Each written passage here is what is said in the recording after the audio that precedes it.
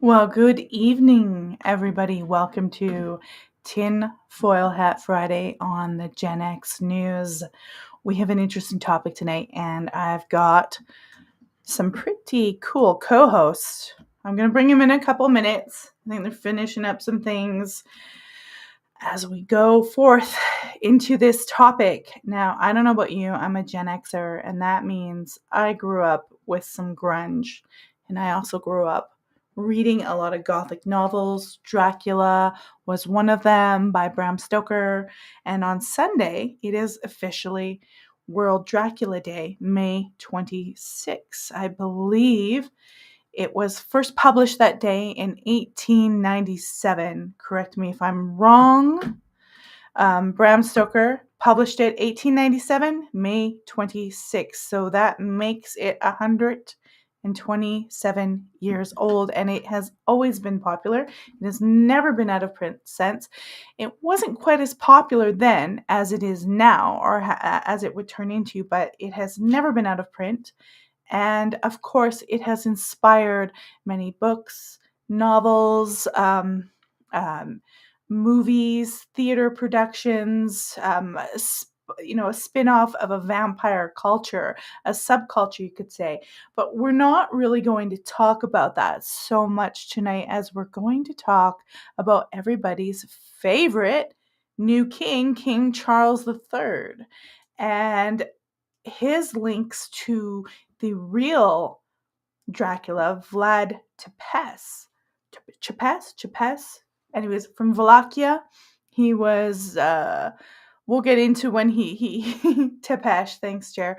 He typed that up in that. I should know all this stuff considering how much I've read. But we're more going to talk because there's two figures. Yeah, Vlad the Impaler. So there's two figures. There's the figure in the book from Bram Stoker, and he did base that on a lot of research that he's done. And then there's the actual ruler of, well, they say Transylvania. I think it was Wallachia. Everything was differently laid out then. There was the actual ruler who fought against the Turks and Muslim invasion of Western and Eastern Europe. So they're two totally different characters. King Charles, so happens, is a descendant of old Vlad. And what inspired us to talk about him, before I bring Emily and such, is this wonderful, let's see if I got it. I'll pop this picture up. Let's pop this one up. You guys saw the painting? I got it compared to the 1992 Bram Stoker movie by Francis Ford Coppola, starring Gary Oldman as the Count. So this portrait that was unveiled a few weeks ago sparked a lot of not just curiosity, but outright criticism in the conspiracy theory kind of way. And I love conspiracy theory. And so let's bring on my conspiracy theory co-host. I'm popping you guys on, so if ready or not, here we come. Pop away. All right. I feel like an acne. I feel like a pop-o-matic dice. Pop. Pop-o-matic? I remember that. Pop-o-matic, pop the dice, pop a 6, you go twice. Yes. Wow. I I feel old now. There Not should be a Gen X. as old as Vlad the Impaler, though. That's because you are old. But No, isn't the older. pop game Gen X? Didn't that happen during Gen X time? Yeah. Oh, of course. Yeah, it did. She's like, you guys are Gen X. I'm a millennial. I'm a boo. No, I'm an Zoomer. elder millennial. I think I You're- should be part of Gen X. I'm 1981. Okay, you're there. You're a You're baby. on the border. You're on the cusp. Baby.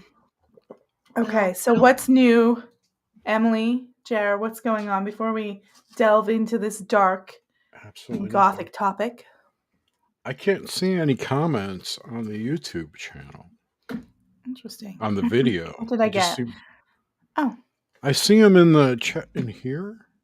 So we got John aside saying he's driving, but he's here. Oh. We got All Around Arbiter. King Charles painting looks very satanic. Oh, we're gonna get into that on my end. Adam is giving us Adam. Hey, Adam. We got Suzanne Potter Thomas. Welcome again. Hello, hello, hello. Adam are my buds. We're like this. Yeah, we talk all day long. Like our private Discord channel is busy. Put it that way. So, guys, what do you know? Like, what did you guys ever have a vampire stage? You just check out my background and you can tell that there's something going on here. But I can't tell with you guys. I did not. I went with the punk rock thing. Okay, cool. Punk rocks can be Oh, I vampires. was all about vampires back in the day. Diary of a Vampire was massive when I was younger, and I read the book and everything. And then Goosebumps. I don't know, R.L. Stein stuff, things. He Mm-hmm. did a lot of paranormal vampire stuff. I read all of those books too. Very interested in the vampire. Not so. I mean, it's. I feel like it's come out more modern day culture than everything. We have the Vampire Diaries and all those books, Twilight and things. But back in the day, I was one of my only friends that read the Vampire Diaries, not Vampire Diaries, but the Interview with the Interview with the Vampire. Vampire. Yeah, Those are so huge. something, and Dracula was big. Then we had Monster Squad too when I was little that included Dracula. So there's something about it. Something about it. Well, he is quite the character, that can transform throughout the fictional character that is. I mean, the first Dracula character I think I can remember is probably Sesame Street, Oh, Count Count Von Count. Dracula. Blah, blah, But I really started to get into it because I was into Western civilization, art, and history studying, and I had watched the Francis Ford Coppola movie. And it was a lot different than, say, a Bela Lugosi movie, and it had him as like this fallen angel hero. And I was really into the theatricalness of that movie. I like the theatrical. And so, Well, as you can tell, I'm a huge Winona Ryder fan back in the day, especially Beetlejuice and all that stuff. So Dracula, the movie Dracula, that kind of pulled me yeah. into a lot more because she was in it. I don't know. I've never done real like real true research in Dracula. I didn't even know who Vlad the Impaler was, or Impaler. I'm sorry, was until Hmm. about 4 years ago or so, and that did start my intrigue. I did do somewhat of a rabbit hole on him, but I didn't even know Dracula truly existed in such Hmm. a person until the last 5 years. Well, I am like half of my genes come from that area of the world. So I was always interested in that kind of history and the real impaler. And now the real Vlad the Impaler that is related to King Charles. And I will pop up an image here in a little bit to show you the lineage. I went and found some images that show you where the bloodline comes from. And but he was actually considered a hero in Romania or Wallachia. He was actually defending Christian Europe from the Muslim Turks. And he did so by brutal force, impaling Vlad the Impaler.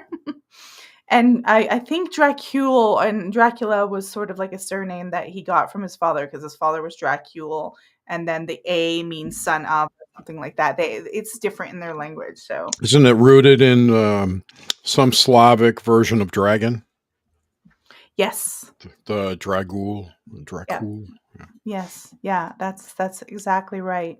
But of course, you wouldn't have wanted to meet your end by Vlad the Impaler's No, because means. you still live, don't you? If they impale you correctly, you still live off those sticks. Yeah. Like, ugh. Talk about getting butt hurt. You want to pop, be popping Yeah, for he would a week. place them I cannot deal with from what that. I read. From what I read, I don't know if this is Ah, accurate. A long pointed stiff stick, a post if you will, and it would be inserted below and you would gently slide down it and die. Yeah, oh, it would kind of go up your anus, in through your intestines, That and would out be your the hole mouth. that it goes I'm down. so descriptive. well, you I know like to what? be direct. We should have just have a show on the medieval torture devices that they use Have because you have you guys ever been in one of those like medieval Yeah. dungeons, like in the Wax Museum? Yeah. No, I have not. I have not done Oh any. my I don't I know if I God. have. can deal. I don't know if I could deal with this stuff. It I've been to creeps the one me at out. the London Tower Yeah. in London. That's I've been to the Tower of London, yeah, me too. and I've I'm been to the FOMO over here now. and yeah, we don't want to be doing medieval tortures. They're I don't know. I'm glad over hundreds of years we have changed, but I'm not entirely sure. I guess the idea is that if you're really harsh and authoritarian and really graphic, no one's gonna mess with you. And it indeed was graphic. Did you ever see the one where they take your arms behind your back, tie your wrists to a string, and then they crank up the string to lift your arms up until they snap off? Ay ay ay. I Those saw one. Go those ahead. that Vatican came up with some crazy ass tortures, didn't they? Yeah. They have to be demonic. They all have to be demonic at some point. Like, what are they And you know doing? Sitting what? around? They Go could ahead. still be doing them and we don't Sure. know, Maybe, yeah. Maybe or they're some other way. maybe they're doing them in the astral. Maybe they're Or doing them maybe in that maybe they're doing basement. it in the basement of Dracula's castle over there since he owns Maybe. the castle or something. Like that's like, The one oh that I wow. seen, they had the guy on they had a big giant hook and they would hook you on it and let you slowly die. It's kind of like impaling, but they hook you through and then the rats would come while you were dying and try to eat you and eat your innards while you were dying. They'd let rats all around and I was like, "Wow. I Wow." saw one torture thing that they would do to people that they would like box them in on this raft. It was like a wooden raft. And then they would let their arms and legs have holes and then they would push them out into the sea and let them die in that boat with their arms and their legs sticking out in wood. Like I cannot deal with like what the like where do they come up with this stuff? It's crazy. Well, I don't know because I'm not that crazy, but I'm assuming that, like with Vlad the Impaler, he learned this stuff from the Turks. He was jailed when he was a young man. They let his brother out, but they jailed him for a while, and he learned a lot of his sadism from the Turks. And then he ramped it up because he knew that if he didn't, they would be invaded easily by them. Do we know his birthday? Do we know his star sign? Like what kind of guy this is? You have to look that one up. When's King Charles? I don't know. I want to say they're Gemini or The former Capricorn. Void? So they're saying Vlad they was a only have, Scorpio. they have Scorpio. That makes a lot of sense. 1431. My son's a Scorpio. Oh And well. he was actually officially assassinated in December of 1476. So sucks to be him, 45. But there's this whole Charles is a concept. Charles is a Scorpio as well. Oh my See, there we goodness. go. It's a genealogy. It's flipping bloodlines we're dealing with. Well, I isn't blah, blah, blah. Aren't the Windsors descendants of the Tepes bloodline? Yep, I'm gonna pop up that Oh, okay. Yeah, Sorry. but they're Mountbatten though. You know, they changed their name to Windsor because of the war. Right. They're so technically it Mountbatten, aren't they? it no, they are, but the genes come through Mary of Tech. Is this the Orsinis? We're dealing with the Orsinis here? And I don't know about Orsini's. Is Mary of Tech, who married into Mary of Tech. married George V? He was the king during World War I. I believe. She married him, and they had George VI, which is Queen Elizabeth's father. So it goes and married to Ted. See, it goes through here. See where that red line is? She comes from the Vlad family. Okay. That's where it comes from. So I don't know. Yeah, so and they have all these other Vlads and Vaneska and I don't these names are strange. I mean Elisabetta Gasper Barona, yeah. So she actually hails, and I don't know, exactly who her father is or how she comes. Maybe she is a child of this Elisabetta and this Gabor, but she's the one who hails from the Vlad Tepes, and she was married to Queen Elizabeth's grandfather. There you have it. Well, I mean, Mountbatten also means, what is it, the high calling?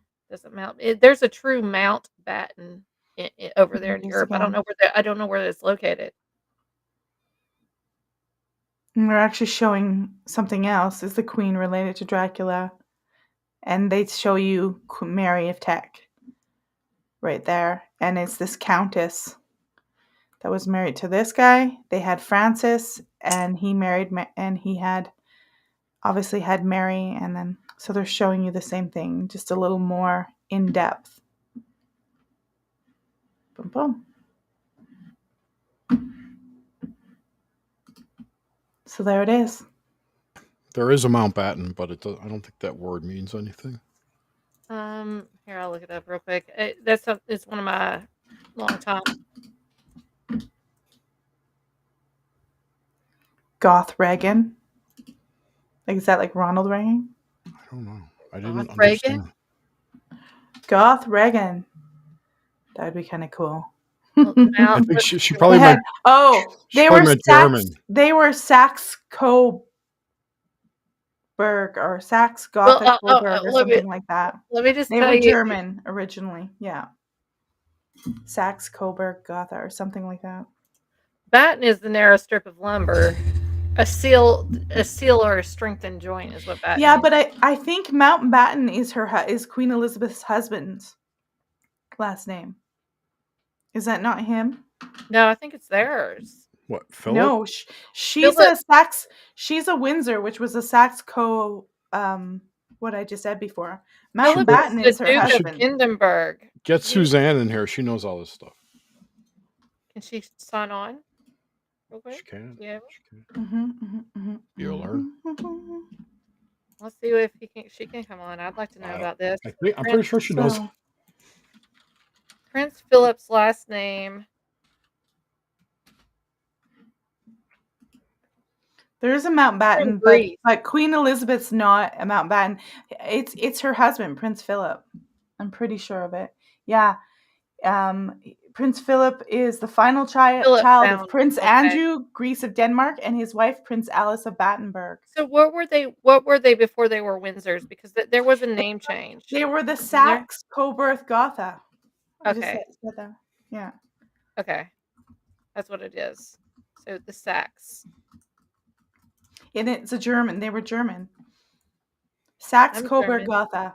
The House of Windsor came into being in 1917 when the name was adopted as the British royal family's official name by a proclamation of King George V, the one who was married to Teck, the woman. You know what it means? Dracula. It means to be obsolete. Saxe-Coburg Gotha in American English means to be obsolete. So what did we have a bloodline takeover here? Well, what happened, they had to take over. That family line took over because the Stuarts line died. And eventually it came in through like Holland and stuff like that. They had to come over. The German ancestors and cousins had to come over and take over because there was no more Stuart bloodline. They just didn't have enough children. So yeah, the Germans kind of came over, and the Dutch it wasn't a takeover. They were just the next ones in line. Or I mean, we had a last name hijack, is what I'm kind of saying, because last names are very, very important. From what I know, they changed it because of the relations with the Germans, and they didn't want to be seen as German. They wanted to be seen as more English. That's what I understand of it and how it went. Oh, so they altered history. They definitely did a little bit of a swap. Yep, they definitely did. They definitely did. So now, King Charlie and his portrait. I mean, I don't know what you guys think about the introduction of that. And I mean, it was very untraditional, I'll say, at minimum. Well, it's a clear meaning to me, and coming from Bible, biblically speaking, even the demographics or the outline of this portrait and the measurements of it is 8.6 by 6 by 6, which we got the 666, but I don't know if a lot of people understand that the number 8 in the Bible means regeneration, a resurrection of a new beginning, but we also have the butterfly in this, which is a confirmation. So we got two things going on here. We got the number 8, and then we got the butterfly. So if you have two things that match each other, in my opinion, Mhm. that is a symbolism of confirmation. And we got green energy coming in on all this stuff, and this goes with some Bible prophecy if we want to get into it later, with the fourth horseman and everything. But this is just, to me, is absolutely saying and I've posted this on my Facebook several years ago about the Antichrist, or the ushering in of the Antichrist. The red dragon is not China. The red dragon is the Prince of Wales, and the sword in the hand, which he has here. Um, and what I remember in Bible college is that we had this thing called Rhema, which was like kind of like the Holy Spirit drops a word or a scripture into your heart very quickly, and it's so quickly, and it's so cunning that it's like grabbing a sword for war. So I think that this is supernaturally speaking from this portrait, that it is an impart of special power and authority. Its quickened word is so powerful that it's like a sword being placed in your hands, that we're going to have a phoenix rising, and this is the ushering in of the Antichrist, which I said, I'm sorry to get in this, and then I'll let you all No, speak, go ahead. which I said, that if we're in the 7-year tribulation period, which I predicted about 4 years ago, I said King Charles will be king, but he will only be king for 2 or 3 years, because he's the bighorn. The little horn, which is Prince William, he's gonna step in, and he's the one that's gonna actually usher in the Antichrist, or give that person more power, which he's already king, but nobody understands that he is, but that's the Pope. Right. And it deals Well, all with green energy too. with all of the cancer scares in the royal family, I it wouldn't surprise me if Charles, I don't know if he's gonna make it or not, but he's certainly No, he doesn't have a crown on his head. He's not gonna make it. Like, he's not gonna be, I would say by the end of the year, beginning of next year, he's gonna be out. It's gonna be William. But that where's that Kate? Where is Kate, though? Like, I understand she has she's getting cancer. cancer treatment. Understand that, but, and she might have a colostomy pouch, I don't know, but they have millions and millions of dollars. Like, she's gone. I don't either she's in hiding, there's something up with this. Like, Mhm. there's plenty of celebrities and higher people in politics or governing agencies or anything. Like, there's something weird. Yeah, it is this is I've never seen anything like this before, with 2 royal family members come down with cancer. It is very bizarre. A distraction. One's real, Mhm. one's not. And that butterfly on the painting, that just looks so out of place. It looks Well like so gothic and red and blood, and well when I seen the butterfly, you can barely notice the butterfly, you really have to look. Yeah, and but that's what confirmed it when I was looking at these measurements. I said 8 by 6, 8 6 by 6 6, and I was like, "Well, 666. So what does 8 mean?" And Mhm. I went back in the Bible. I was like, "What does 8 mean in the Bible?" And I started studying these scriptures, and it means the same thing as the butterfly. That's why I think the butterfly, because eight Ah, 8 by 6 is hidden too. Like, nobody's gonna look up the measurements of this portrait. They yeah, go by numbers. This wh of this whole course they thing is do. numbers. So everybody's, like, gonna skim over the 8. Even in TikTok videos now, that when I went to look this stuff up, everybody's talking about the 666, but nobody's talking about the 8. Nobody's really talking about the Right. butterfly.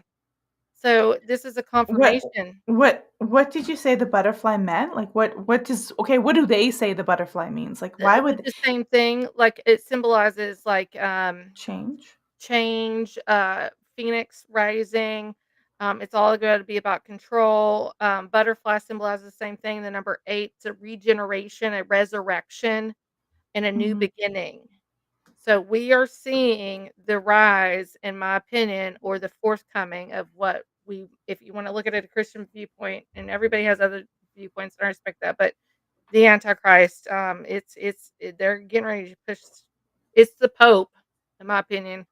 A lot of people don't Mm. understand he has a book called the Lado C. I've read it 3 times. It's a 7-year plan. He's rewriting the 10 commandments all under green energy, which is tied to Wow. the 4th horseman. So, um, Wow. the Pope is a king too, and he's more powerful, and there's 3 popes. There's the white pope, the black pope, and the gray pope. That's right. So, that's 3, I have that's the Trinity. I Satan have a always has a video. counterfeit. I have a little video clip that I'm going to pop up. Yes. It's about a minute long or so, and it What kind happened of to Jerry? shows. I don't know. He'll be back. Okay. Here. Make sure this was real before I actually posted it on my Instagram, and this is what I got. So I turned the image upside down, flipped it, and put it together, and you can clearly see the Baphomet figure, or the goat head and the horns, in the middle when you mirror these two portraits together.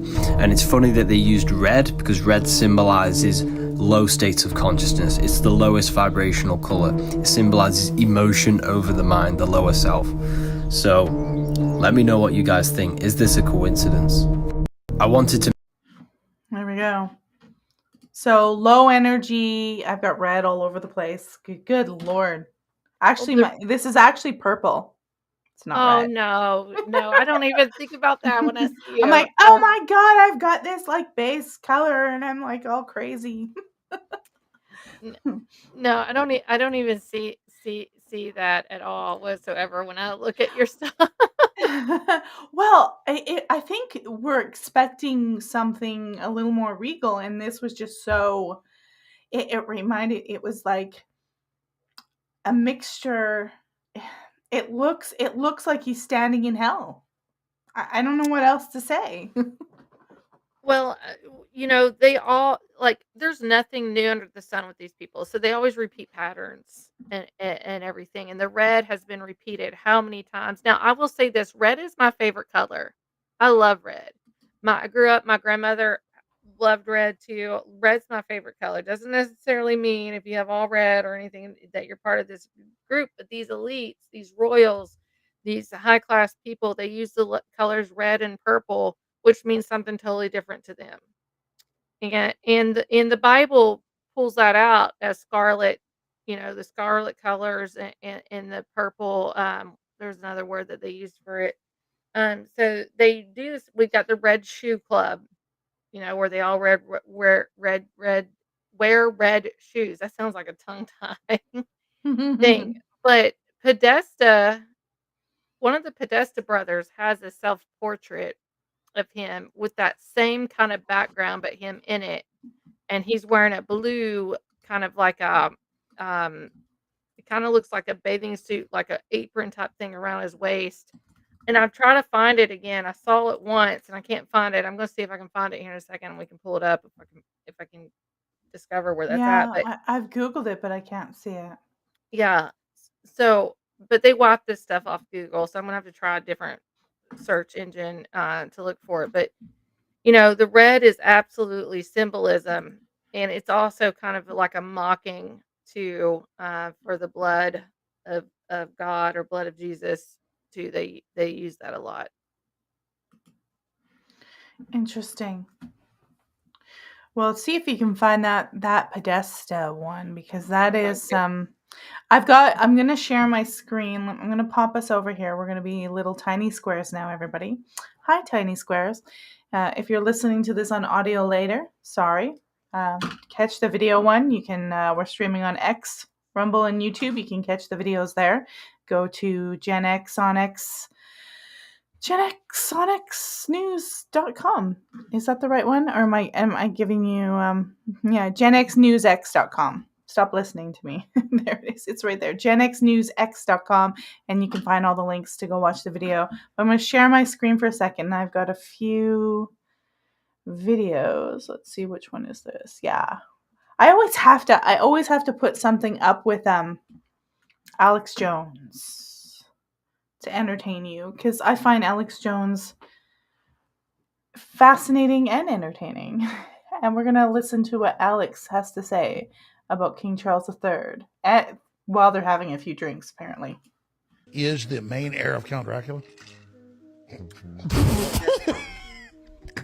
Yes. I agree. That sounds insane. I bet you $1 million. Bring that up, Jamie. I bet Prince Charles, Count Dracula. Okay. Prince Charles is the heir of Count Dracula. Is that right? He moved in 5 years ago to Count Dracula's castle, and he lives with a group of homeless children in it. No, he does not. I swear to God. Prince Charles, Prince Harry's dad. Prince Charles, the heir of the throne of the dragon, Okay. is a Transylvanian According prince. to this Google search from express.co.uk, Prince Charles has distant kinship to Vlad Tepes, the 15th century Wallachian ruler, whom the Irish Wallachian. novelist based his Dracula. Hold on. Prince Charles, like the one that we all know. Prince Charles. Yeah, he's related to Count Dracula. Or Dracula. Same. But it's way worse than that. And now he lives in Dracula Castle with children. According to doesn't. express.co. I swear to God. He lives with. You will beat That's my- also on I think Express. it's tough. According to this British tabloid. I Get don't know. 5 punches right in the nose. Why? He lives, it says, with the orphans in the castle. Prince Charles? Pull up Prince Charles, Dracula Castle. That's how you do a Google search. My Yeah. guy. You just cut your shit in This half. guy's good at Googling it. Prince Charles, Dracula Castle. Look it up, Jamie. Okay. According to, Everyone's going to do this. You're going to find out my line. So isn't that weird that he would live in a castle with some orphans in Romania, in Transylvania? Is that even? I don't know if that part's true. Not if you're a blood drinker. I'm not that weird. Do you think he drinks blood? I mean, Who knows? he doesn't look very good. For someone who's a blood drinker, he's looking kind of. They're all inbreeders. crappy. None of them look good. You think it would take away his sausage fingers? You would think. At least we won't go hungry in a famine. What do you think about that, Emily? Well, I'm finding the actual interview where he mentions it, and here where they're doing an interview right in front of the castle. You want to share your screen? Go ahead. I'm gonna see. This is Prince Charles living in harmony with nature. They kind of mask it underneath something. I'm gonna. You all talk amongst yourselves for a minute, if you don't mind. Let me make sure this is the correct interview. But Yeah, they no, do an go ahead. interview right I in just front of him. It's like 10 or 15 years ago. apparently King Charles, as Prince whatever, has quite a few. It's not just Dracula castles. He has other property. Oh, we've got an interesting comment. Ties us back to America. The Bushes are also related to from Ruby yeah. Adore. Thank you, Ruby. Wow. I wonder if I'm related to him. That would be unfortunate. Okay, I found it. Let me see here. I'm gonna Sneezing. Allergies. So I the guess- Bushes. All these people are obviously tied together. Oh, they're all and related. and all blood related. We've talked about this before. How they're all blood related, even all the presidents of the United States, except for Donald Trump. Oh. Okay. Here's where he talks about Transylvania, and I believe they're right in front of the castle. I didn't watch all of it. I skipped through it to where it's his part. It's like a 5-minute, almost 6-minute video. But listen to this with Romania. Dear population, but it's here I've come, on the last leg of my journey, to meet one of Carpathia's greatest crusaders, His Royal Highness, the Prince of Wales. It's called a crusader. That's I interesting. think about Romania, and Transylvania in particular, is that there's so much we can learn from, it seems to me. It is the last corner of Europe The last where corner. you see Four corner. true sustainability and complete resilience and the maintenance of entire ecosystems for the benefit of mankind, and also for nature. And there's so much we must learn from that before it's too late, I think. So presumably this is why it's so important to preserve it for the future. Well, I think so, but people will say, oh, well, she's just trying to preserve things in aspic, or trying to prevent progress and so on. But you'd think by now we might have learned a few lessons from the things that have gone wrong with an agri-industrial approach to everything.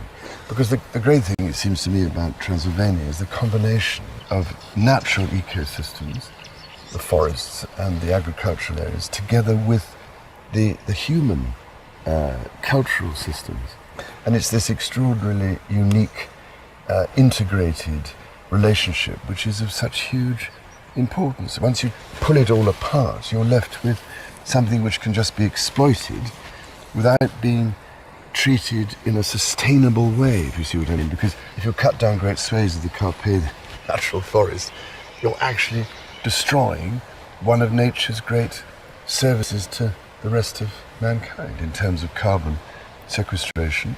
Given the fact that the rise of industry and agriculture has led to the almost total destruction of the Great Forest of Caledon here in Scotland, do you think that there's a way of stopping the same thing from happening in Romania? Well, we should Romania. be clever enough, wouldn't you think, by now, and wise enough to We'd realize hope. that some possible lessons to be learned in avoiding that from happening. But otherwise, if we just go on the same way, you end up with destruction occurring, and then people later on saying, hang on a minute, you've got to try and put this back.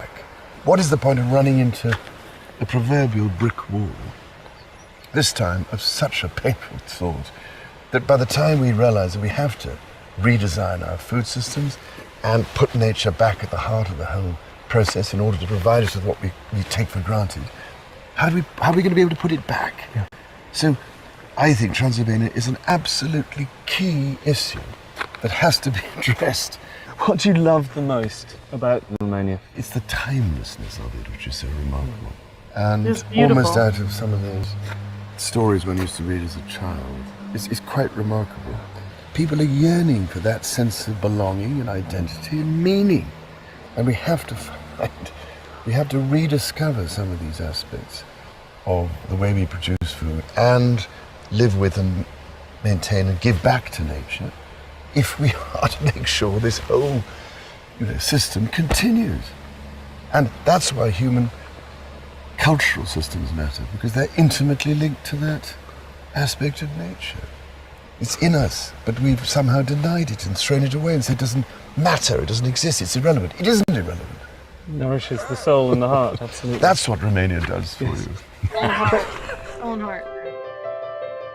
I thought he talks about being a part of Vlad to, let me find another clip. It's been a while since I've Yeah. researched Well, this. it's interesting because it sounds like a positive message that he's talking about the Oh, it's all ecosystem.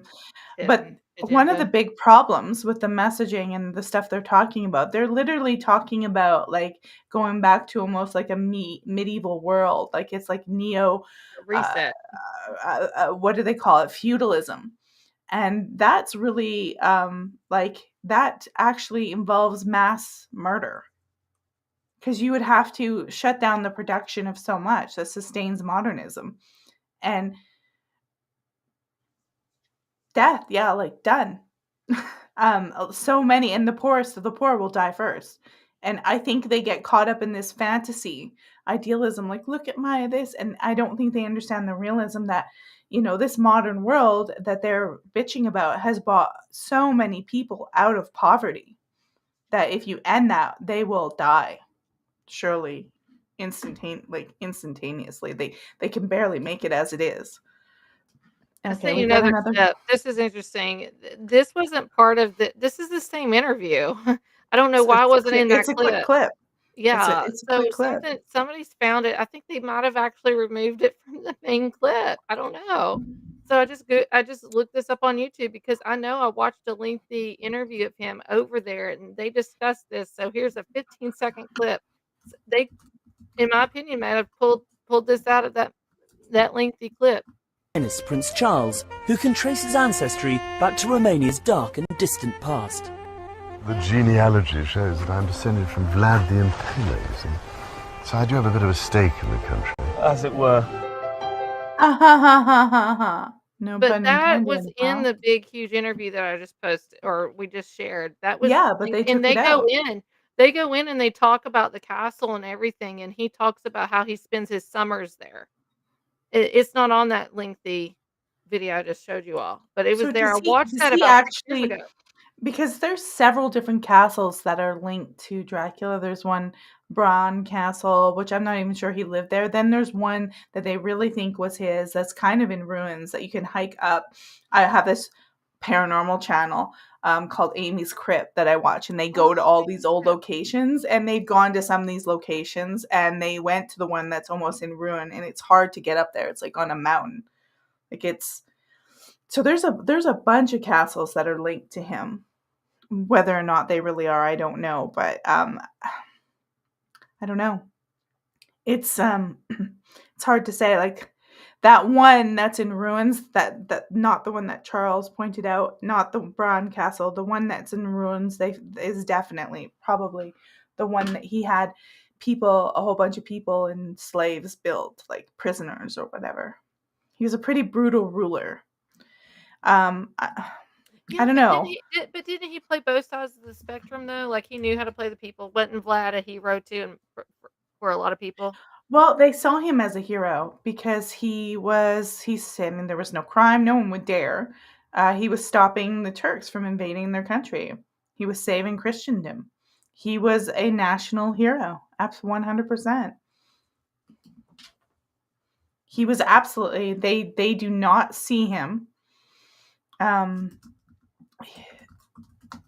They did not see him as bad. This vampire stuff is all modern, and of course it benefits their tourism. But this vampire Dracula stuff is like, they're like, what? That's not how they saw him. What do you think, Jer? I agree. Oh, wow. I was quiet because I had nothing to add. You were covering it good. Yeah. No, and if you look to like Bram Stoker's Dracula, right, which is loosely based on Tepes. Very loosely. That was in the same way that Frankenstein was about the horrors of industrialization. Yeah. Dracula was more about, well, I think there's more philosophical stuff in it about aging and dying and death and immortality and all that. But it was also very critical of the organized religion. So it was very anti-religious, which is a juxtaposition from it being based on Tepes, who was fighting for Christianity, Right. Oh, here we are again, where a lot of the stuff they're pushing, it's fun. It's ironic that King Charles III says he represents the Anglican Church and Christianity, and I really feel his mother was the last real Christian monarch who represented that. I don't think he does at all. I feel like he's saying he does, but he's in with the World Economic. He's a vegetarian. He loves the UN. Something, yeah, there's just something really gross about him, and that painting sums it up. He's one of the Nephilim or whatever entities run this world. He's part of it. Yeah, and it's interesting. It's like he's trying to be this pious, like nature-loving man, and that's what we get. We get this like, oh, this very soft visual look. And it was almost like that painting was like trying to tell us what he really is. Like, I saw someone had some conscious, confession. Yep. I saw someone on Twitter who had inverted 2 copies of it and then put them together. Yeah. And there's actually something in the middle. I don't remember if it was a Baphomet or... Let me see if I have a picture here. I've got a little picture. I put a video up of that. But there, double the King Charles portrait and reverse it. And click the post, open full image. It's kind of Baphomet-y right here. Yeah, There's his hands. The sausage fingers. The sausage fingers of Satan. That's a horror movie, man. The sausage fingers of Satan. That sounds like a 70s horror movie. You tell me, you guys. No, it does. I liked this was my favorite. Of all the ones I saw, this one was my favorite. Let's see. I'm going to share. It's the best, and I had a video of that one. I'll share it. I think that when it comes to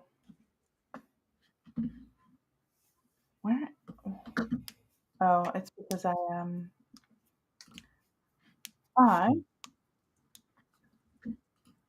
have to do it a little differently than you guys. Do what? The show images. Is this it? Yeah.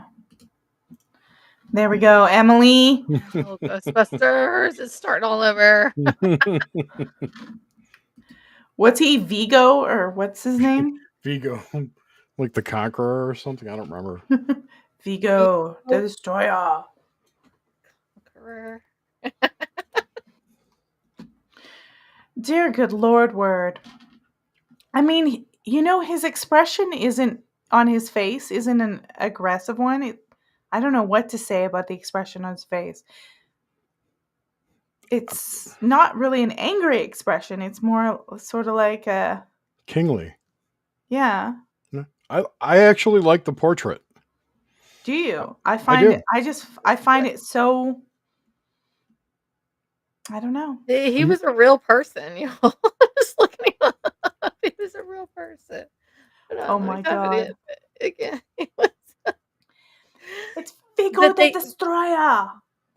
I don't know how they spelled it on Ghostbusters, but in real life, he's spelled Vigo, the Conqueror. Hold on, let me just make sure I'm double checking myself here. Vigo the Carpathian. Carpathian, that's Vigo it. the Carpathian. Oh, that's totally related to Vlad the Impaler. That's 100% that they're putting an homage to that. Vigo the Carpathian. Mass murderer. He's immortal. Vigo von Homburg Duschendorf. Duschendorf. Duschendorf. He's a douche and a dwarf. Sounds like he's from Minnesota. Darn tootin'. Okay, I didn't know people from Minnesota sounded like that, but I guess. Darn tootin'. Yeah, I you guess betcha. Yeah, you that betcha. reminds me of Betty White's character in The Golden Girls. Was she not from? Was she from Minnesota or was she from? Where was she from? know. And I she don't had know. all her stories. I can't remember, but I've she would never have all seen these Golden stories. Girls. He's in Moldova or Moldavia. Moldavia. Yeah. Moldavia. The People Scrooge in Minnesota, of Carpathia. the Minnesotans all talk like this, eh? Like they're almost Hey, yeah. Canadian. I was going to say that sounds Canadian. It's almost I- Canadian. Take off. I'm Hoser. hopefully do not sound like that. I had a You best friend named Steven back in the day, and he'd always call the house. This is before cell phones and everything. Everybody, this was the 90s. And he would call and he goes, "Yeah, this is Steven from Minnesota. Can I please speak with Emily?" Yep, yep. I'd always say, I always make him say darn tootin' and yeah, you betcha. Yeah, you betcha. What was that movie Fargo where they had that accent? Oh, yes, Fargo. Yeah, Oh, yeah. It's over on the other side. Okay, someone said Rod. Okay, so all around Arbiter, I have a surprise for you. He says King Charles III portrait reminds me of Rod Serling's The Night Gallery. Well, I've got a present for you. There you go. Yeah, I love that TV show. I love that TV show, but there you are. Rod Serling's like, now on tonight's episode of The Night Gallery. Did you know? Lazy King. Did you know that fingers from hell? Did you know that Rod Serling wrote the screenplay for the first Planet of the Apes movie? Really? I didn't know that. I'm pretty sure he did. Isn't Planet of the Apes coming out here soon? Isn't there a new Came out- movie out? I think it came out last week. Okay. What's with all these? Can't these people get I guess there's nothing left. I guess the well is empty. They just have to redo it. And There's Beetlejuice nothing 5. new And there's nothing new under the sun, though. Like if we're talking about spiritual warfare, Yeah. Lucifer can't make up anything new. He just reruns all the time. Rose from Golden Girls came from St. Olive, Minnesota, and it was I can't remember what the it was some kind of European heritage, and they had it was all these really weird stories about their customs, and they were funny. So King Charles III and his connection to Vlad, it's interesting. And so now let's talk about bloodlines and how this would Cool. affect. Because you could say, well, just because he's related, I mean, come on. That doesn't mean he's an evil, blood-sucking, Yes, impaling he is. lunatic. Just because he shacks up in the castle with orphans. Come on, Well, he's just being nice. He likes children. it's the bloodline of Bale. It's the But bloodline of Cain. It's a bloodline. It's absolutely a bloodline. I sent you. Did I send you what I researched the other day on the Bale and King Charles, Melissa? I think I did. you might have sent it on I Facebook. posted it on Facebook too, where the depiction of Bale. Hold on, I'm gonna just scroll down a little bit. Like I did the middle picture. I can send you the picture right now. Hold on, let me get to it. Um, in the Oh my gosh, I posted a lot in the last few days. I'm sorry, everybody. So the middle picture is the dictionary infernal illustration of Baal, and then King. Then I was like, he looks like King Charles. Hold on, I'm sending it to you right now, Melissa. If you can pull it up, I don't know if you can, but that's the depiction of what Baal looked like, of the infernal illustration of Baal, which is also the Tower of Baal. And that also dealt with DNA transfer, which we're also seeing, in my opinion, with the jabs. And I'm not going to talk much more about that because that will definitely get us banned. Oh, it probably will. But Not this that is one. There we go. I'll show that for a second. There we go. Baal. That was their depiction. Now, listen, this drawing in the middle also has spider legs. There's 8 legs. There's some other things that's I going can on see with it some down wings. at the. Yeah, Now, I there's can see some it down wings there. and stuff, but that's the depiction that he drew way back in the day, of what Belle would look like off description. And then I was like, man, that is flipping King Charles, is what that is. And I put him all together to look with the crown and without the crown, which this makes this very interesting with me with this portrait. Why doesn't he have that crown on?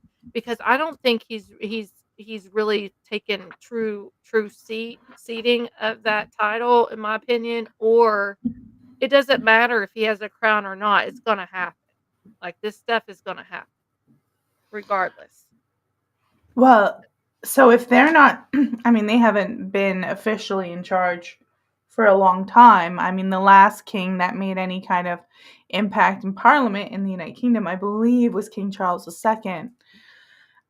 So, like, what is their position? What is their position in the world? Like, how much power do they really have? And is there somebody with power over them? Yeah, there is. I believe it's the Grey Pope, actually, out of all of them. So this Grey Pope's supposed to be really bad. Bad news.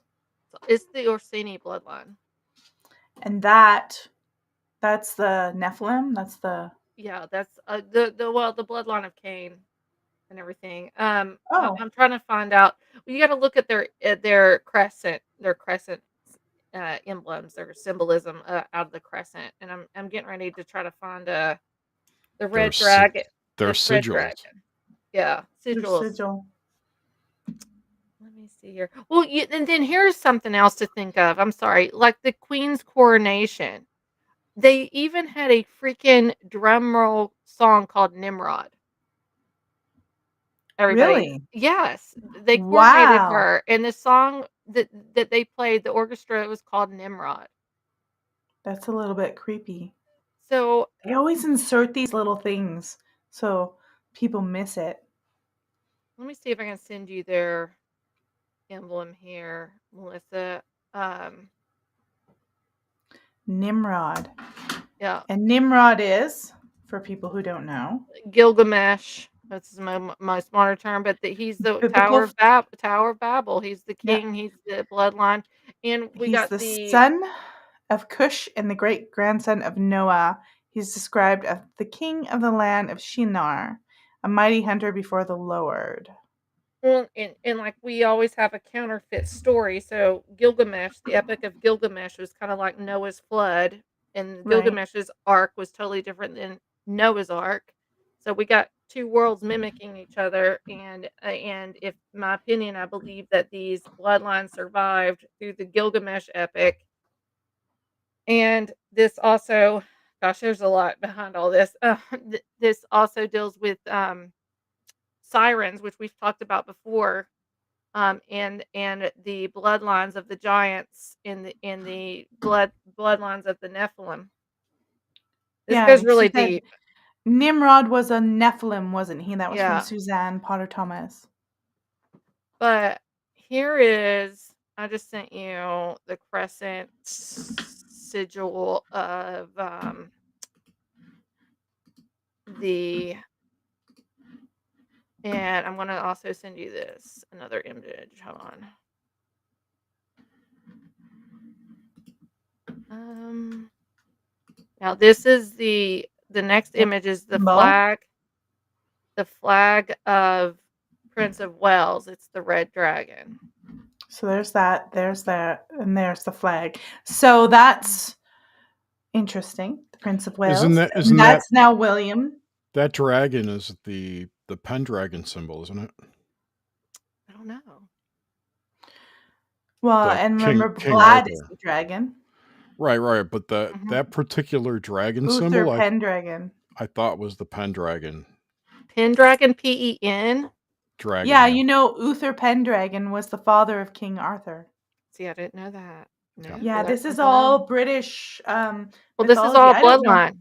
Bloodline lore. It's all in England, in their mythology. That would have been in Wales. It's very, I mean, there's a lot of paganism. If you go to England, I mean, paganism is the religion that was there before the Romans came. Yeah. And it's a different kind of paganism from, the Romans.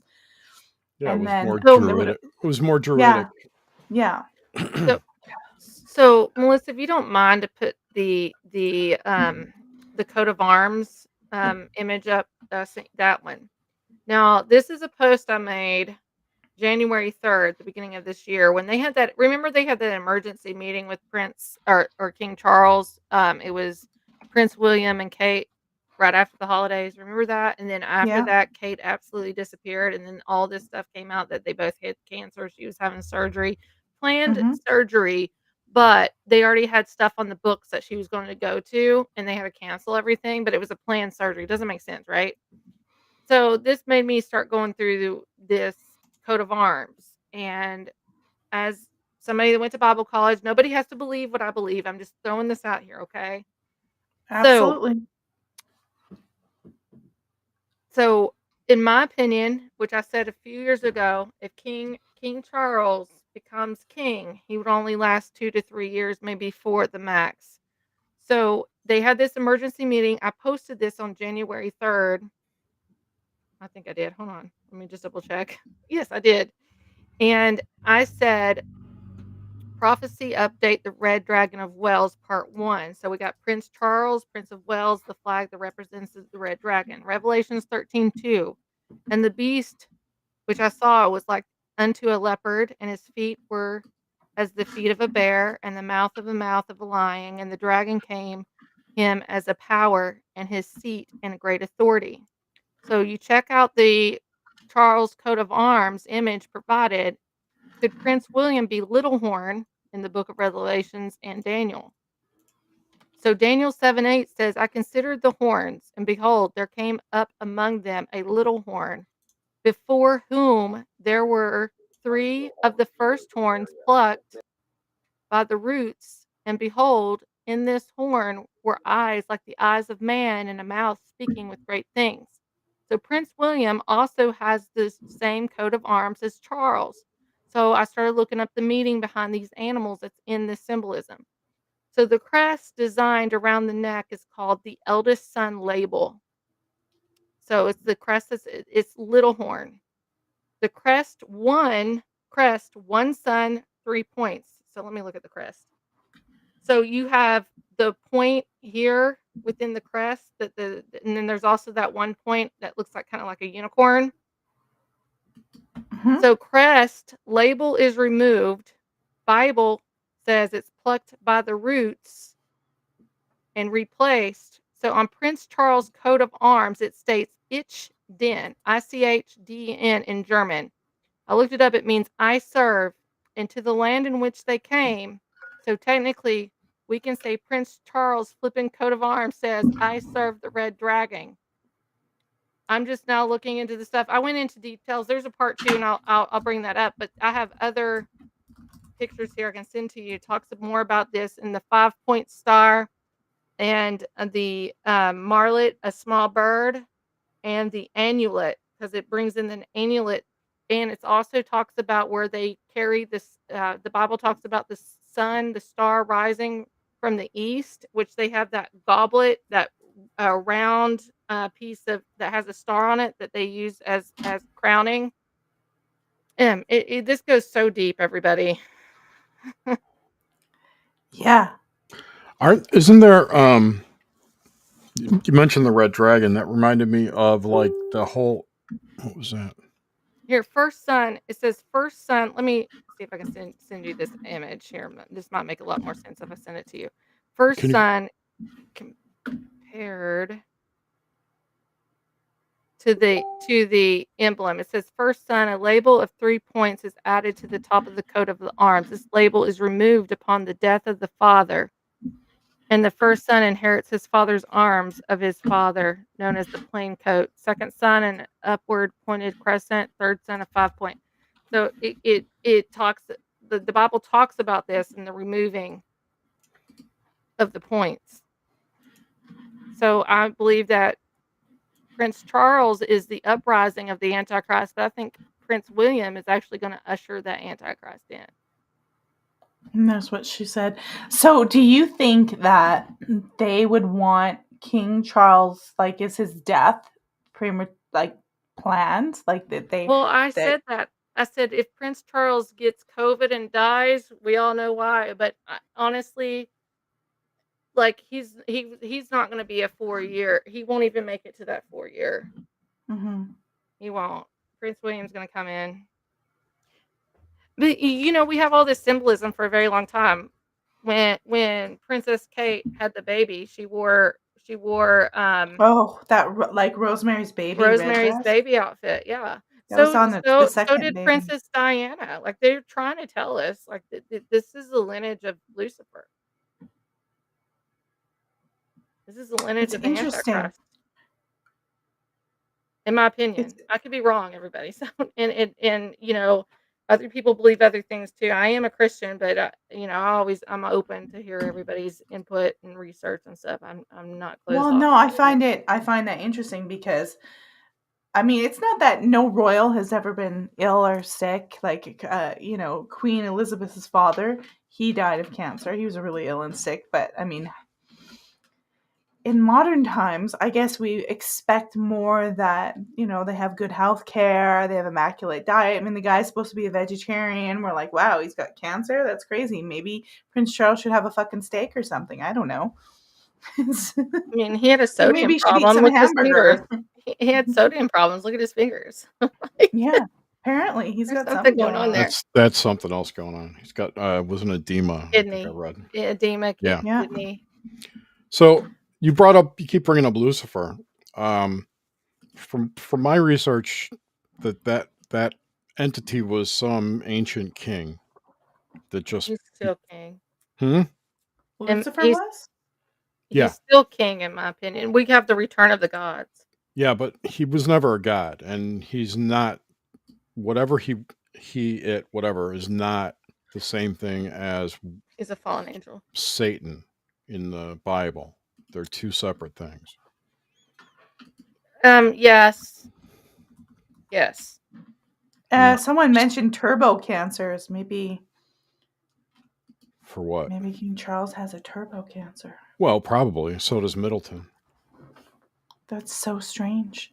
It No, it's almost not. feels planned. It almost feels like they planned. got 4 or 5 or 6 of something. Yeah. I'm being sarcastic, that. I'm like, I wonder what it is. I wonder what that could be. So bizarre. What? I would have assumed they would have got like a fake version of what. Of what? I The wouldn't jab? assume that they got the real thing. Well, Knowing what we know. Unless they lied to them and are like, hey, give this to that King Charles. We got to fulfill this revelation stuff. How about the fact that they just trusted the science? Somebody higher than them, not letting them know what's going on? I don't buy into this whole Depop agenda thing. I mean, Oh, yeah, there's a Depop agenda, but I don't think that the jabs were part of it. No. No. What do you think they were, like transhumanism? No. Trying to be a vampire? I think it was a money grab.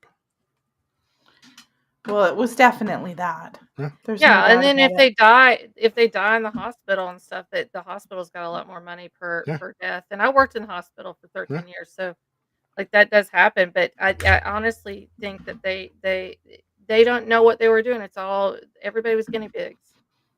Okay, I want to show you guys something that I felt was really disturbing. It may relate to this kind of thing. It's like this idea to live forever, because this whole idea of Vlad the Impaler, the book Dracula, it's like this regal royal man who basically is sucking the blood from the people beneath him to live forever.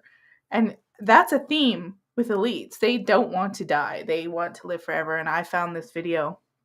It was so utterly disturbing. I heard this a long time ago, and it's always stuck with me. Are you playing something? Sorry. Yep, go ahead. You can say I won't play it All till right. you're done. That they can't live forever in your original body, right? You know that. Nobody can here in this realm. Mm-hmm. And what I read was that people with Rh negative blood, in some of the bloodlines of the Rh negative people, when they reincarnate, they don't get the mind wipe, and through that mechanism, they get to quote unquote live forever. Well, I'm going to show you I a thought video. that was interesting.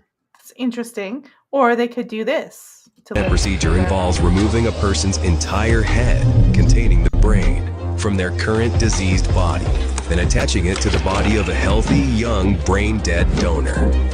Head transplants could provide individuals with severe medical conditions such as terminal cancer, paralysis, spinal cord injuries, or neurodegenerative diseases the opportunity to have a fully functional body while preserving their consciousness, memories, and cognitive abilities. The neurons are the longest-lasting functional cells in the human body, and according to our estimates, the brain is capable of lasting several hundred years, provided that the rest of the body remains young. The brain bridge concept involves the use of the integrated robotics platform comprised of the 2 autonomous surgical robots, designed to perform simultaneous surgeries on 2 bodies side by side within a single. That procedure involves removing a person's entire head containing the brain. So,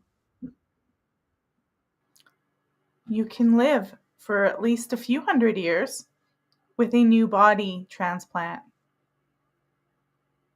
You know, they're only going down that because they... Transhumanism. Well, yes, obviously. But I was going to say that it's impossible to transfer human consciousness between 2 bodies or to a robot or anything. I think it is. So they have to come up with more creative solutions. Those people who get like a heart transplant and they start having memories of that are not theirs, and they find out that other person had something. I've never heard that they have memories.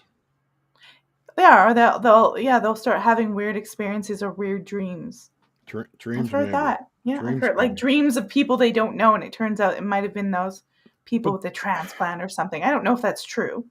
I mean, 100%. This is a rabbit hole that could be devoted to an entire show, but this goes into, is consciousness local or non-local? And where are your memories actually stored? Is it in your aura? Is it in your brain? Is it in the cloud? You know, they don't know. Right. So until we have an answer to that, we cannot explain why people with transplants experience things from the other person. Can you see like how this whole Frankenstein, like there's this idea that elites are doing this stuff and royal families, like it goes all the way back. Just go back to Elizabeth Bathory, and she's bathing in the blood of virgins so she can stay young. It's like there's all these elites. They want us. They believe they're so much more important and they're so special and they have a special bloodline that they literally suck off. Where are they going to get these bodies? Where are they going to get these body transplants? Yeah, they're going to traffic people. They're going to take other people's bodies, just like Elizabeth Bathory took virgin's blood. Like, how else are they going to get the bodies? Like, if I die, Is this like how good is my adrenochrome? Like body? death Yeah. becomes her Yeah. adrenochrome? But they used to Maybe. have bloodletting and slugs and all kinds of crazy stuff that they thought was going to help them. Yeah, and now they still think that way. It's all about bloodlines. It really is. But And it's different stuff. It's adrenochrome. It's not adrenochrome. Oh yeah, they're adrenochrome. or rich, it's yeah. it's not in the the blood. oh shoot, what's it called? The cell transplant, the Fecal babies. Cloning. stem Well, cells. yeah, maybe cell. they'll clone a body. Stem cell. Oh, they've Clone been their cloning body. for decades. They clone animals. They clone everything for decades. You could get your own body cloned, I guess, and then Madonna chop even your head comes out off with and stick that. your head on there. Madonna even talks about that in the 80s, where she's paid clones. And look at all these different videos and stuff. Or they have body doubles or masks and all that. The art of disguise with the CIA. It's like, and all, but it's like, who do we believe? Who's really real? And that's where ultimately where they want us to keep. They want to keep us. They want us to keep us guessing. We can't ever know what the truth is. That's why discernment is so important in the last days. That's why they want everyone's face planted in a screen. Well, we got a freaking driver's license already. They already got our face planted. All they No, gotta do. I mean like they want our faces planted in a phone, a screen. Oh, screen like that. Okay, Yeah, yeah. because then they can change anything digitally, and now the tech is so good you can't tell if it's AI. real or not. So who knows? Jerry, do you have an AI? Do you have a clone? I doubt it. I hope not.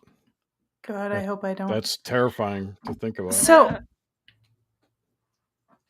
Jer likes the picture. He thinks it's interesting, and I Because I can like see it red. from an Red's my artistic. favorite color. Red's my So favorite color too. I like red. I I don't just like. really Do you really like this portrait? Nothing not says to you. not This that is a one. creepo. One thing here, could you bring up the original for a second? I think I have a smaller version of the Who is original. Let me who's see. the artist? I feel like this artist is connected to You know, I don't know who I forget his name, but he looks just Seville like Savile. Alexander Soros.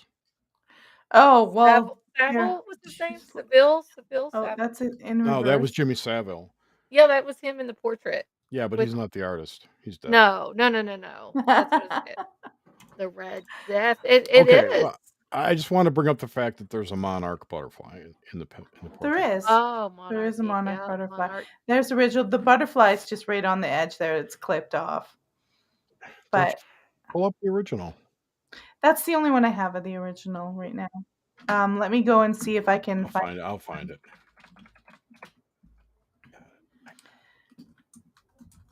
Oh, you can buy your own. I'm going to buy a copy for my house.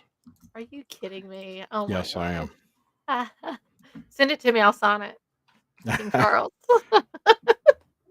Sign it King myself. Charles. Anyway, the only reason I wanted you to pull it up was to show you the butterfly. I find that interesting that we were talking about the representing of the monarch butterfly. Yeah. Now, is that because transformation. he's a monarch? Yeah. Is it a metamorphosis? Is it monarch programming? You know. Metamorphosis, in my opinion.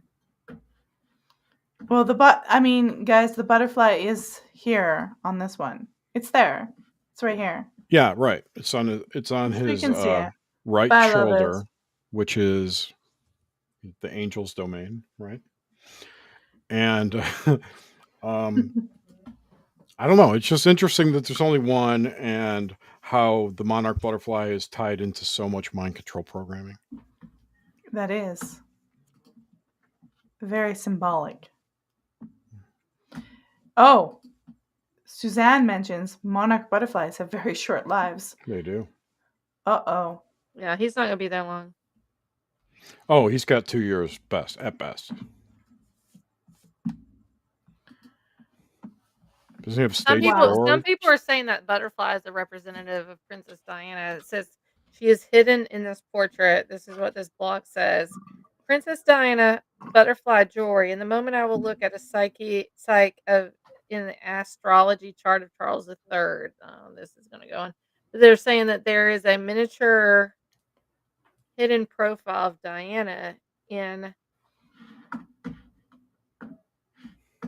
this portrait. It says everybody's seeing the blood in the Charles III portrait, but not the butterfly. And Psych abandoned to whatever. Isn't it unbelievable painting once you realize who the butterfly is?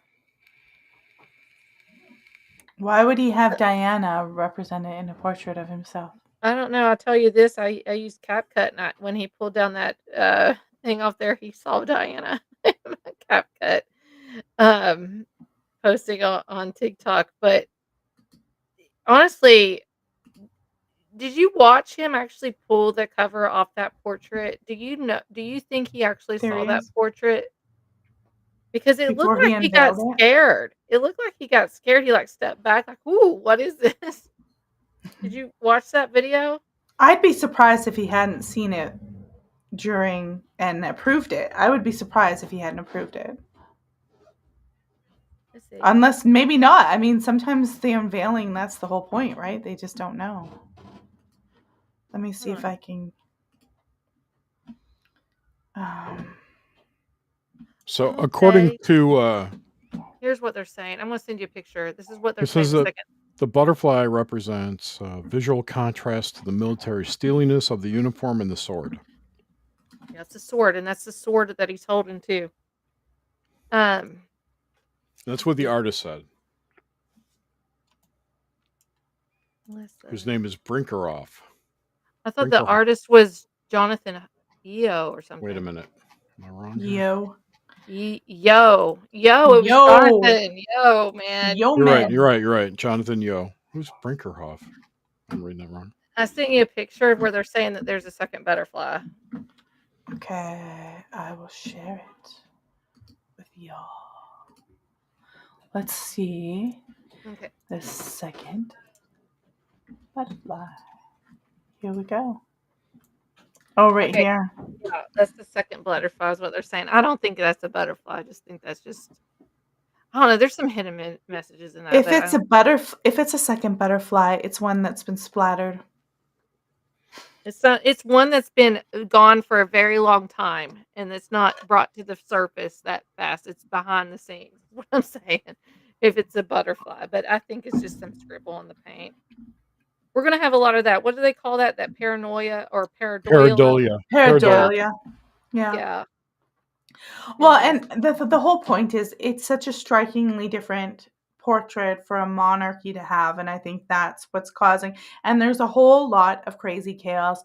There's craziness all over the world, possible World War III happening. You know, this whole transformation, and I think to represent it with that stark red and this transformation, I think I can understand why people are like, okay, these people are crazy. They are evil. There's some devious thing. I can actually understand why they would feel that way, because there's too much going on right now. There's been so much going on since 2020 alone that is just overwhelmingly crazy.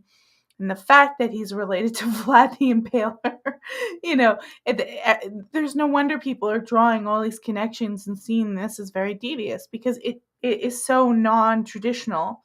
And it does look like he's in some sort of fiery, I don't know, just surrounded by red. It's really harsh to me, the way they've done it and all the brush strokes. It doesn't look soft. It's not like, oh, look at that nice butterfly. It looks like it looks like something from Revelation. Like, it just looks so strange. And I want to get ready to tie this up because we've been about an hour and a half, and I want to let you guys get on with your night. If anyone has any comments, let us know. But the whole thing for me was this idea of this, sort of the monarch regal man represented in even the Dracula character. You have like people like Christopher Lee who have played the character. They're like obeying, authoritative, narcissistic, King Charles III doesn't really strike me as something necessarily like that. He strikes me as a little bit spoiled, but he's maybe gotten a little softer in his older age. So I wouldn't. I think Emily's right. I wouldn't see him necessarily as an evil antichrist figure, but I don't know. It is. But there's the comparison to this sort of really cruel, harsh ruler that lives off of the blood and energy of people, and is, you know, Dracula was always fighting against God. He was literally an inversion of God. He was defeating things from beyond the grave. And I think that's not going to definitely be Charles III. Like you said, he may have a few years left. There's also a tie to Dracula and butterflies too. I'm trying to read this article. I'll let Jerry talk for a minute. Let me read this article about metamorphosis is what it's talking about with the Dracula changing metamorphosis, and it compares it to the butterfly as well. And in the mythology and folklore of creatures in the Eastern Europe, they thought they had something different about the souls than in the Western Europe, reading vampire and folklore and the forms they could take. And one of the forms that they could take was also a bat, a wolf, and a butterfly. That's interesting. I'd never heard of butterfly. Yeah. I've heard wolf, I've heard bat, I've The heard mist, I've heard fog. Here's who's writing about it. I can't say it. I'm gonna put it in this chat. Slavic polytheist. Yeah. And here's Dracula and the Butterfly Beauty, a group of biography of Ellen Terry, Henry Irving, and their families captivate Richards. I don't know. I haven't read this. Henry Irving was he was the actor. Bram Stoker was his manager, and he based a lot of the characteristics of Dracula on Henry Irving because he's a very arrogant, narcissistic, kind of cruel actor who was just stuck on himself. So I think he put a lot of attributes of Henry Irving into Dracula, not just the character of Vlad. I think mostly what he got from Vlad the Impaler was the actual name Dracula.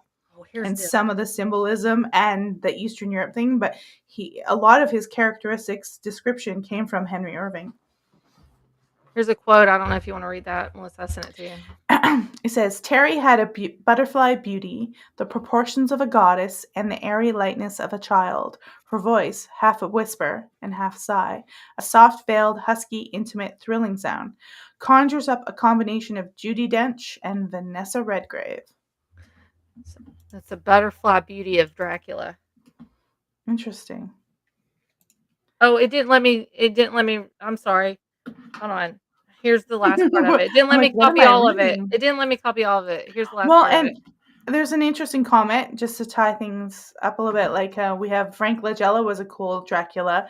We have Dracula showing up as a romantic figure in our century, which wasn't originally intended. He was that was Bela Lugosi's doing. Mm-hmm. Bela Lugosi reinvented or retooled the character to be more of a lover. Yes. And by the way, this last paragraph I sent you, Melissa, if you want to read it, it's supposed to be she, not he. Oh. She casts. Okay. Are you not respecting the pronouns of that person? She combined frailty and strength and had unquestionable charisma and was universally described as radiant, like embodied sunshine, even if as Holroyd points out, she casts no shadow. Holroyd? Holroyd.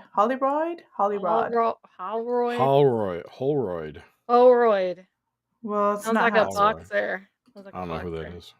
Holroyd. Sorry, I need my glasses. I seen the Y where there was one. This is off the Guardian article called Dracula and the Butterfly Beauty. Was that a play or something? That must have been a play. An article. A group biography of Ellen Terry, Henry Irving, and their families captivates Richard Eyre or whatever. I put a Interesting. link into the YouTube chat. Okay. Perfect. Interesting. All right. Well, I think it's probably, if you guys have any last words to tie it up or how you feel about it, I've sort of said that I don't think he's as vicious or anywhere near as Vlad the Impaler, but there certainly is that symbolism and tie to that. And he does have a tie to the land. He's clearly there in the land. He's had apparently orphans staying in Castle Dracula. I don't know. Maybe he's got a secret demonic and that's what that painting is telling us. I'm not sure, but it's all very bizarre. And with everything that's going on today. Oh, wow. There's a Ghost Adventures episode where they go to the Vlad Tepes castle. If anyone's interested in seeing what We it's should all do about. we should do we should watch it all together. Why not? And do like Okay. a watch show. What Melissa, I've talked about this before. We should do a Well, we were gonna do a Stanley that- Kubrick watch show. yeah. That's probably a better. No, I like Zach Bagans. I like Zach Bagans for entertainment purposes only. So yeah, I this was. go ahead, Jer. I'm sorry. They did a Halloween special in Transylvania. I don't know when it was. 10 years ago? Well, Guys, Yeah, go 2013. watch. Go look up on YouTube Amy's Crypt, and they have videos from several years ago where they go into Romania, they go into a haunted forest, they go into all these different castles, and they go into Castle Dracula and the Bron Castle and the village. It is super cool because it's not totally dramatized.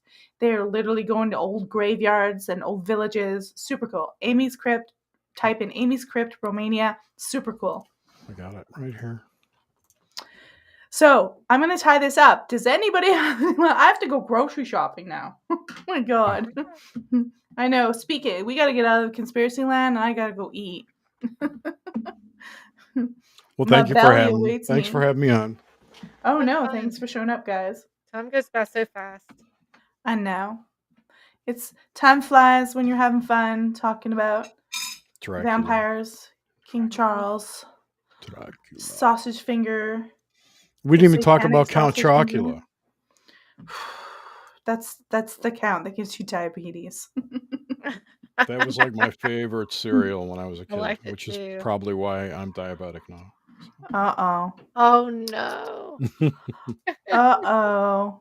It got ya. All right, guys. Well, I am very happy that everybody showed up tonight. We have about 560 viewers live, so that's absolutely amazing. No, you don't. Those are total views, not live. Is it?